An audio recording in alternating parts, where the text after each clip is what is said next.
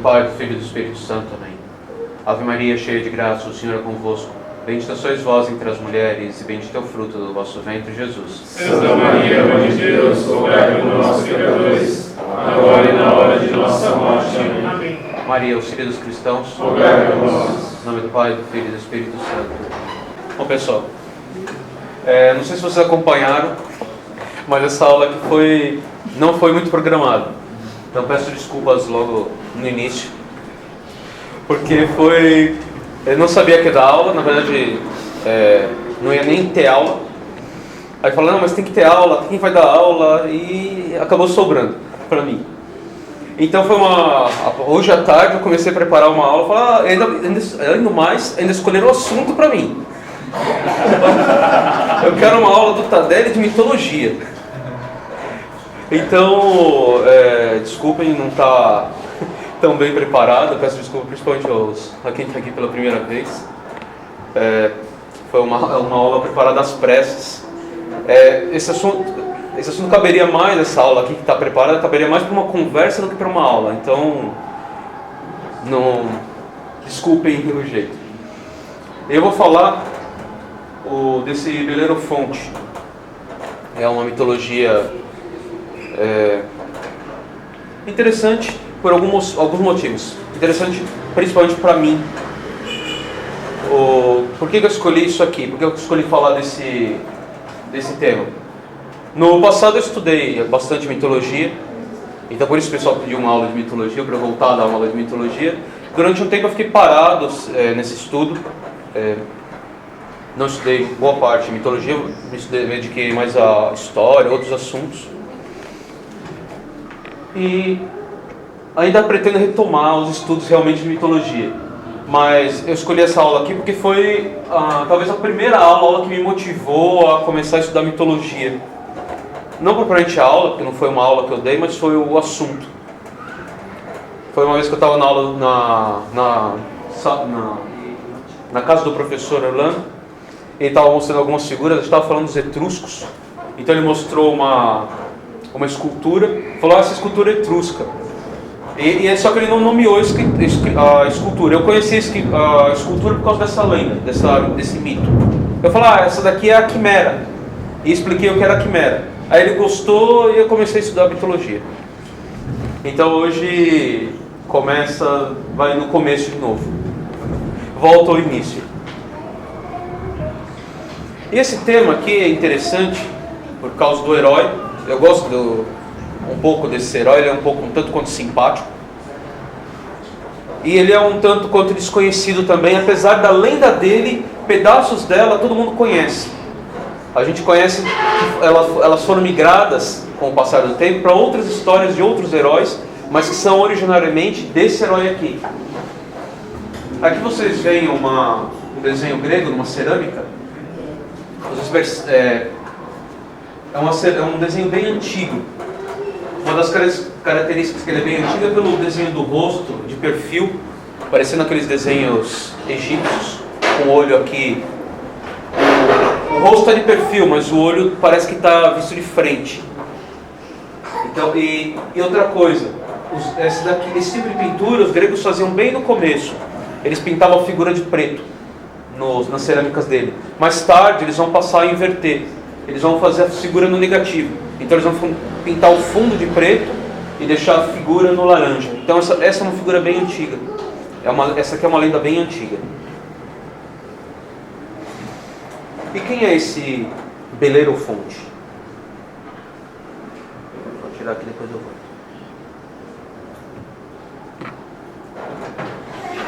Belerofonte é o herói grego. Os pais dele são bem conhecidos na mitologia grega. O bisavô dele, só para mostrar a linhagem dele, é Éolo, deus dos ventos. O avô dele é Sísifo.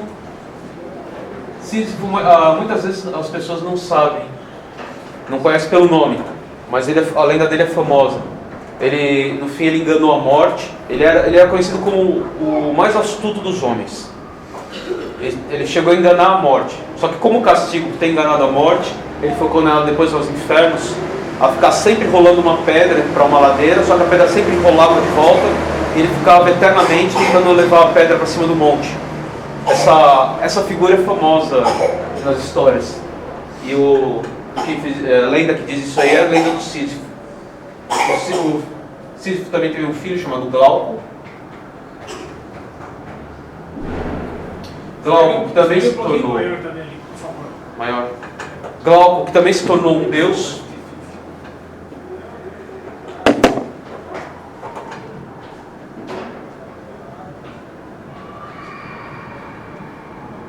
Glauco era um humano normal. Ele acabou se tornando uma divindade marinha. Tanto que o nome deles, Glauco, em grego, significa verde. E por fim, o filho de Glauco é o Belerofonte. O nome dele não é um ponto pacífico. O que significa o nome dele? Muitos autores divergem e falam coisas diferentes. Normalmente, quando o nome termina em fonte, ou fontes, significa assassino. Então, muitos dizem que ele é o assassino de uma pessoa chamada Beleiro. Então ficou assassino de Beleiro. Aí ficou uma espécie de apelido dele, Belerofontes. Muitos dizem que não tem nada a ver, que o nome dele significa o maior, o melhor. Então isso deixa por enquanto. E o que diz essa história?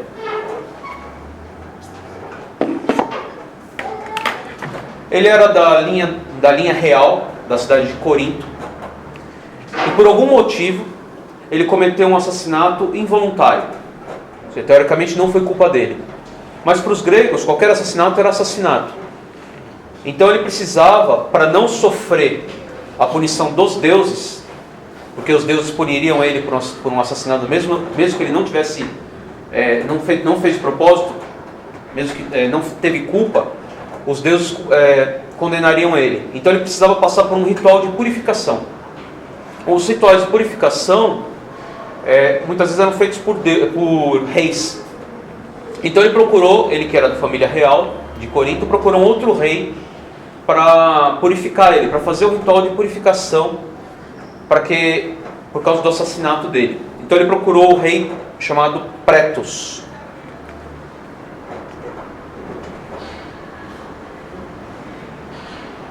Muitas vezes traduz por preto em português.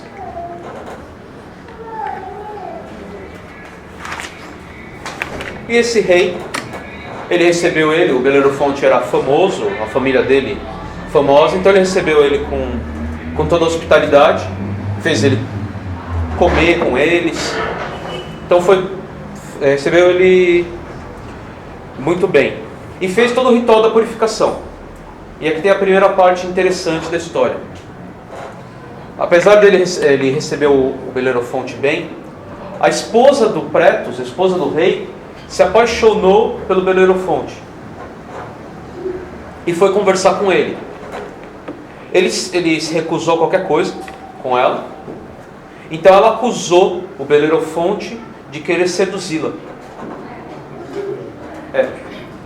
Parecido com a história de José do Egito. Então, e o Potifar. Então o rei ficou furioso, mas segundo as regras da hospitalidade, ele não podia matar um hóspede.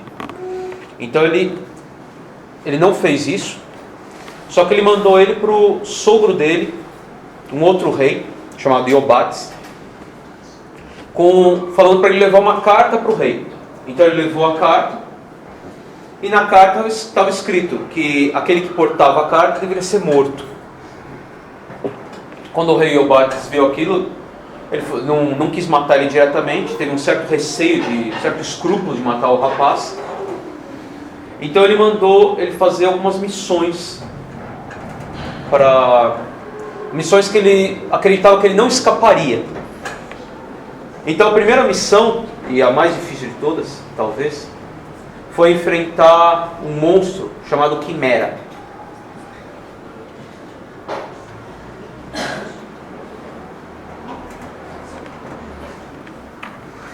Inclusive essa aqui é a escultura que eu falei no começo. Dá para ver bem? Está muito escuro. A Quimera, tem outra figura aqui um pouco Depois eu passo. A quimera era um monstro gigantesco. Ele era formado parecia a união de 3 seres.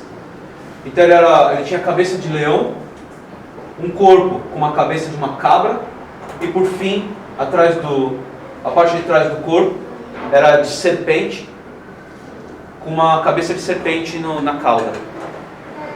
Serpente e dragão para os gregos era a mesma coisa. Então, às vezes a gente vai ver falando de serpente ou falando de dragão. Assim entendiam os gregos, assim entendiam também os judeus. Serpente e dragão são sinônimos. Aqui está uma figura um pouco mais desenho.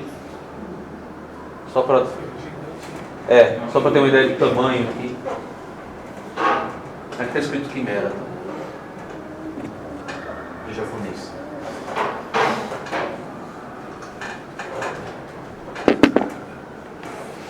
Então era esse bicho horrível que ele foi enfrentar. Eu vou só contar a história por enquanto, depois eu volto aqui na explicação. Quimera, o nome significa, ao pé da letra, se traduzir do grego ao pé da letra, significa cabritinha. Então ele chamava esse bichinho aqui de cabritinha.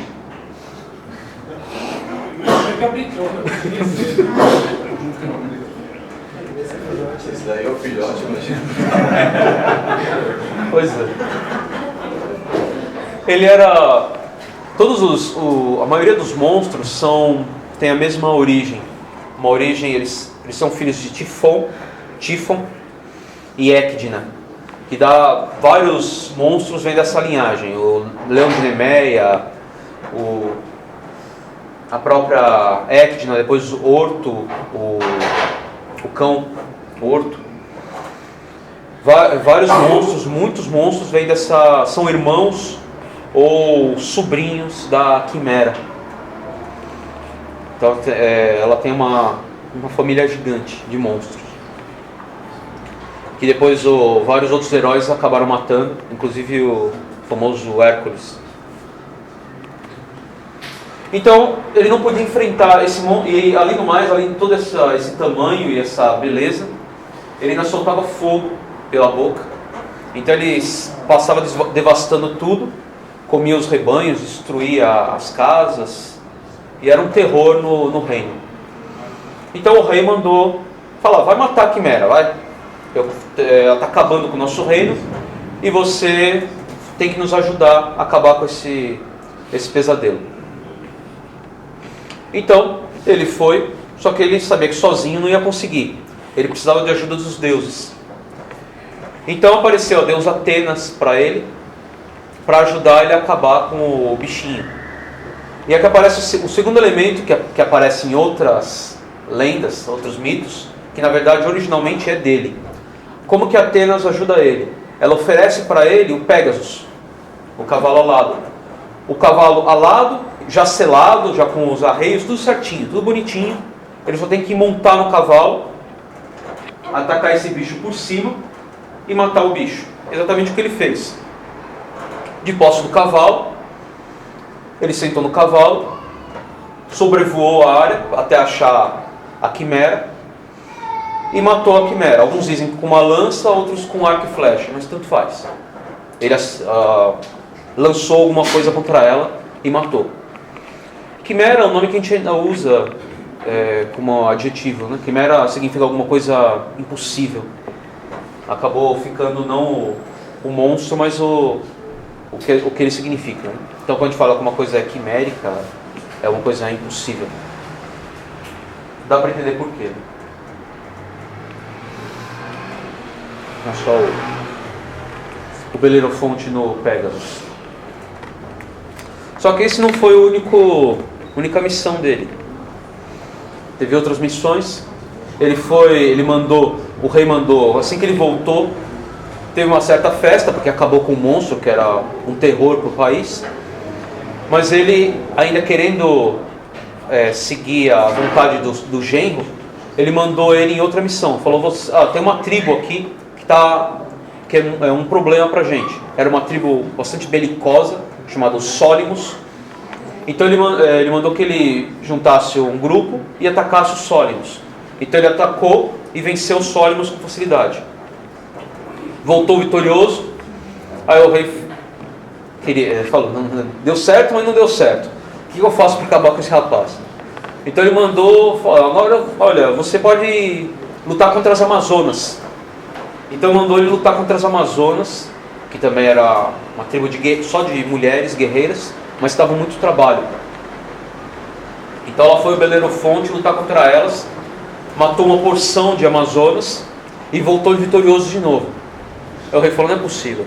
Ele pegou e juntou os principais soldados dele, os mais valentes, os mais capazes, e assim quando o Belerofonte estava voltando, ele fez uma armadilha na estrada, fez uma emboscada, e quando o Belerofonte passou, ele foi atacado por esse grupo seleto, e ele matou todo mundo, e voltou vitorioso para o rei. O rei falou, não é possível, esse rapaz não pode ser culpado, e ele fez tantas coisas boas pelo país, e não pode ser verdade. Então ele pegou a carta do rei Pretos, e mostrou para ele, mostrou, o que está acontecendo é isso aqui, o rei mandou que eu te matasse. Então ele ofereceu a filha dele em casamento para o Belerofonte, e ele se casou com a filha, e assim ficou herdeiro do trono. Mas isso é interessante ver a diferença entre os pagãos, né? A mentalidade pagã e a mentalidade cristã. O que um cristão faria, o que o cristão deveria fazer, e o que um pagão considera como virtude fazer. O que um pagão faria no lugar dele? Não tem dúvida nenhuma, vingança. Para o pagão a virtude era a vingança. Então ele foi lá se vingar da rainha. A rainha tentou fugir, mas no fim ele levou a rainha no próprio Pégasus e empurrou ela lá de cima e ela morreu. Ele se vingou da rainha. Isso para o pagão era normal e para ele era virtude. E é bom a gente ver essa diferença, né? Imagina Cristo. Cristo fez o contrário, né? Ele fez tudo o que mandaram. Ele não precisava fazer nada, né? Fez tudo o que mandaram sem reclamar nada, e morreu do jeito que morreu. E no domingo de Páscoa não foi nem se mostrar para os doutores galegos, fariseus, para dizer esse seguinte. Exatamente. Não foi nem se gabar, não fez nada disso. Agora eu estou glorioso, tá vendo? E aí? E vocês agora? Não tem isso. Isso não é cristão. Cristo não lutava contra os outros e batia que nem esses heróis gregos. Não tinha nada disso. Para a gente ver aqui o que é realmente a valentia. Bom, então ele enfrentou, se vingou da rainha, voltou. Assim que o rei morreu, o Iobates, ele reinou no lugar do rei, ele ficou o rei. Ele teve alguns filhos, os filhos deles vão ter também as histórias próprias. Ele teve 3 filhos. Deixa eu ver. Os filhos dele vão ser Isendro, Hipóloco e Laodâmia. O filho dele mas na verdade os netos deles vão ser mais famosos, né? Os netos deles vão lutar na guerra de Troia, do lado dos troianos, vão lutar contra os gregos, que na verdade o filho de Hipóloco vai ter o mesmo nome do pai do Belerofonte, ou seja, do vô dele, que é Glauco, então vai ser o segundo Glauco. E depois a filha dele, Laodâmia, vai ter um filho com Zeus, que vai se chamar Sarpedon, que também vai lutar pelo lado dos troianos. Engraçado que essa história ela é contada por Homero no meio da Ilíada. Não existe, depois os trágicos, os escritores de teatro trágico gregos vão colocar essa história, vão contar de outras formas. Mas quem contou primeiro, a primeira pelo menos escrito que a gente tem é de Homero, né, dentro da Ilíada. Então quando 2 personagens se encontram, exatamente o Glauco, que é o filho o neto do Belerofonte, o Glauco se encontra com outro personagem, Diomedes. Eles se perguntam um ao outro quem tá, porque eles vão se enfrentar, e o Diomedes, olhando o Glauco, ele fala, mas você é um homem ou você é um Deus? Porque se você for um Deus, eu não vou te enfrentar. Então Glauco fala, não, eu sou um homem. E começa a contar a história dele. Então ele conta a história, nesse momento é contada a história do Belerofonte na Ilíada. Então é interessante que a Ilíada era usada para toda a educação dos gregos. Então todos os gregos conheciam essa história. E o que significa tudo isso aqui, né? Bom, primeiro, para que uma aula de mitologia? Bom, primeiro, como vocês viram, pediram. Pediram, eu só estou obedecendo. A aula de mitologia foi dada. Desculpa, eu falei que ia ser curta. Mas, por que uma aula de mitologia? Por que a gente tem que estudar mitologia? A gente tem que estudar mitologia? É importante estudar mitologia? Sim. Como eu falei, isso aqui estava na Ilíada. E a Ilíada foi usada para educar os gregos. E por que isso aqui está no meio da Ilíada?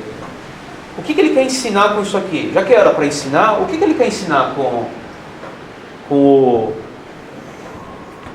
Belerofonte? Com todos esses animais estranhos, um cavalo alado, um bicho, um dragão, um leão, um cabra. O que significa enfrentar a quimera, por exemplo? É claro que, assim como todos esses heróis, ele primeiro passa por um ritual de purificação, depois ele enfrenta todos essas guerras, monstros. Ele está, na verdade, passando por um ritual de iniciação. Ele vai ser iniciado, ele vai passar por todo esse curso, para depois voltar como uma pessoa melhor, no sentido deles. E a primeira missão dele é exatamente a quimera.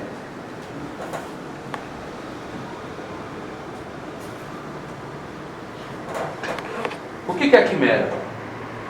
Isso que é interessante. Os gregos, apesar de serem pagãos, muitas coisas eles percebiam, analisando a natureza, e colocam isso também nos símbolos deles.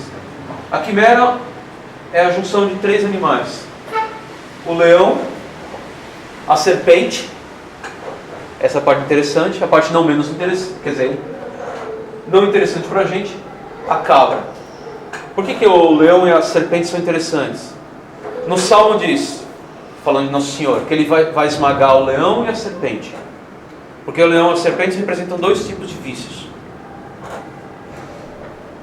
Para nós tem um sentido, para os pagãos, apesar de eles perceberem isso, não é exatamente a mesma coisa para eles. Mas o que eu vou falar é na visão deles. O leão, também, não que esteja totalmente errado, mas é mais impreciso. O leão é esse ser que representa a força, mas a força dominar pela força. Aquele que quer dominar simplesmente com a força dele. A cobra, os dois, então ele representa de certa forma um orgulho. A serpente também representa um orgulho, mas como? De forma dissimulada. Ele é mais vaidoso que o leão e ele não tem tanta força, mas ele tem o veneno.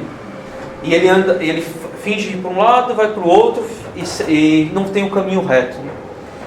Então ele é essa força dissimulada que também tem o seu orgulho e vaidade. Até aí tudo bem. Também a gente concordaria com isso. E a cabra? A cabra representa o desejo de procriação, que os gregos eram contra devido à religião falsa deles. Então, e como eu falei, isso aqui era uma coisa de iniciação, ou seja, não era uma coisa para todos. Então, para alguns eles ensinavam isso. Se você quer ser uma pessoa perfeita, você tem que jogar fora tudo isso aqui. Inclusive o desejo de procriação. Ter filhos. Para eles, ter filhos era uma coisa ruim. Então você tem que vencer isso. Vencer esses outros vícios, mas vencer também esse desejo. E como que eu venço esse desejo? Como que ele vence? Ele vence com Pégasus. E o que é o Pégasus? O Pégasus é um animal. No entanto, é um cavalo alado. E ele já veio com selado e com arreios. O que significa isso? Para os gregos e para outros povos, os animais, inclusive o cavalo, era esse desejo impetuoso, o impulso, o instinto da natureza. No entanto, quando ele está com arreios, e ele está montado por um cavaleiro, ele está dominado. Então é a dominação do homem sobre a natureza. Então ele domina os próprios instintos, ele domina esses impulsos e se eleva. Então, dominando isso e se elevando, ele consegue vencer esses vícios. Mas tem uma condição para tudo isso. Eu não terminei a história, tá?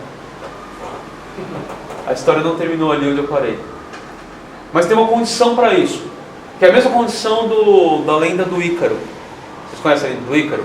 Que o Ícaro fez, o pai dele, o Dédalo, fez a asa com cera e falou para ele: você pode voar, mas não vai muito perto do sol. Se você for muito perto do sol, o sol vai derreter a cera das suas asas e você vai cair. A mesma ressalva valia para o Belerofonte. Você vai usar o cavalo para vencer o seu inimigo, os seus vícios. Mas não fica orgulhoso querendo subir demais, porque senão você vai cair.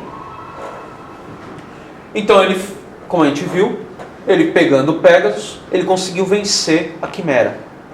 Como eu falei, depois ele se casou, teve filhos. Mais tarde, diz a lenda, que ele tomou o Pégasus novamente e tentou subir até o Olimpo. E tentando subir até o Olimpo, Zeus, vendo a arrogância dele, jogou um raio e ele de novo caiu na terra, assim como o Ícaro. E a lenda não diz mais muita coisa sobre ele. Se ele morreu, ou alguns dizem ele não morreu, ele caiu e ficou abandonado, sem amigos nenhum, longe, sem favor dos deuses. Outros dizem ele morreu, mas pouco importa. O que importa é o símbolo.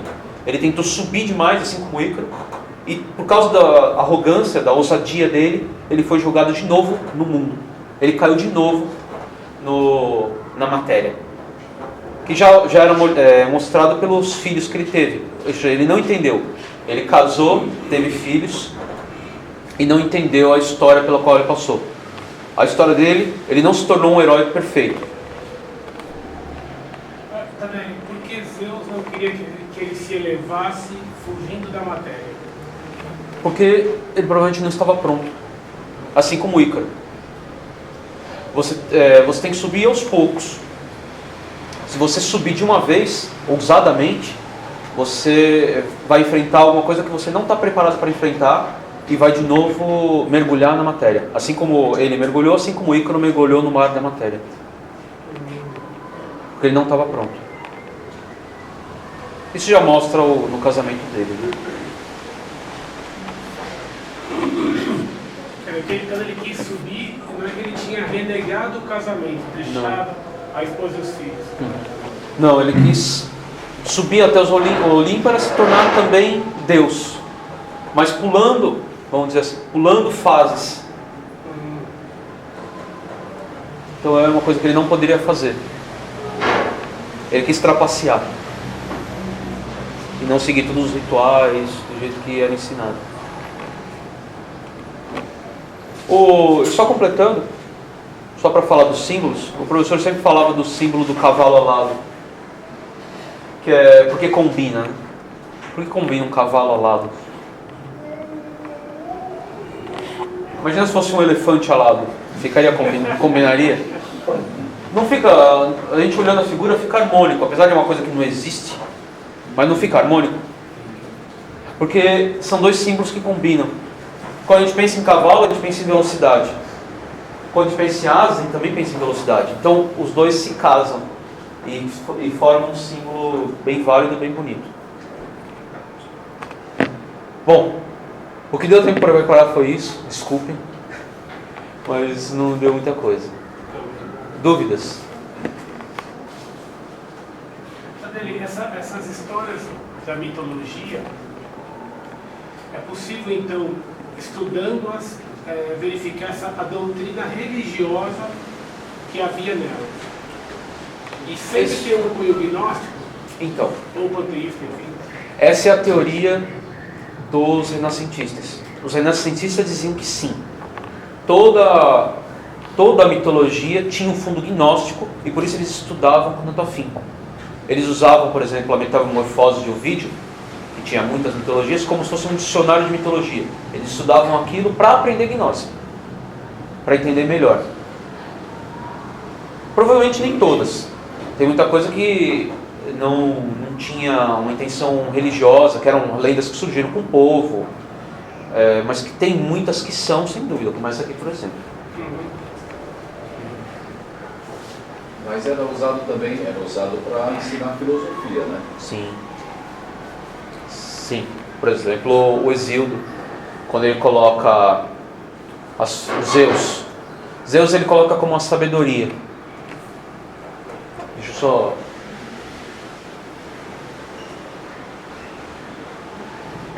O Hesíodo tem também um dos escritos mais antigos que tem. Ele vai contando a história da criação do universo. Então ele vai falando, Zeus é sabedoria. Zeus tem vários casamentos. Então vou colocar aqui sabedoria.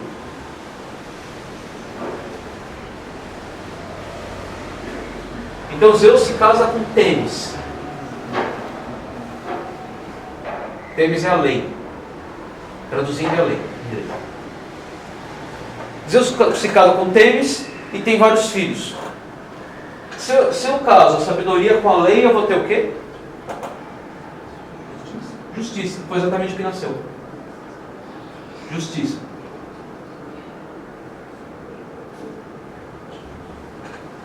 De quê?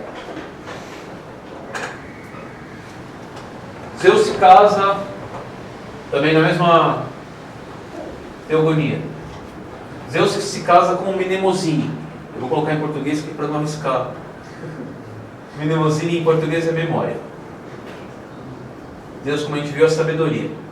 Zeus se casa com a memória. E quem são as filhas desse casamento? São as musas.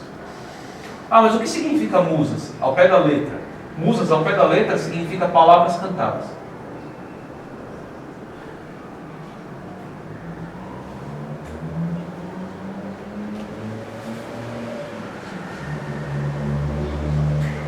Que no fim eram todas as artes. Então, da sabedoria com a memória, eu tenho as artes. Então era também ensinado era usado para ensinar filosofia, para ensinar, a partir dessas alegorias, ensinar coisas verdadeiras também. E assim tem vários exemplos. Né? Tudo isso em poesia. Mais alguma dúvida?